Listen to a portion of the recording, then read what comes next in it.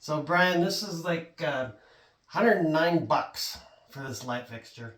It's LED. We'll use any energy. It's got 4 different lighting settings, and we had really poor lighting in this kitchen. I'll show you that in a minute. Oops, that was 2 switches.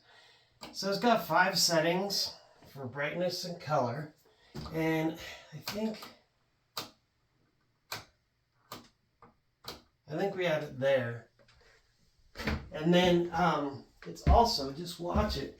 I'm going to turn this dimmer, and it's a totally dimmable LED light.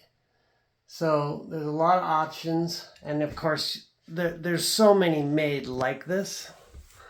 And just to replace, this is what was in there. This is on the other side, and so I got a second one that I'm going to get rid of that old piece of junk. So I just want to see about these types of lights, and they can be flat, they can be recessed.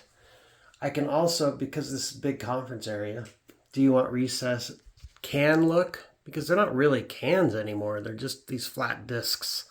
Very simple, easy to install, and super affordable.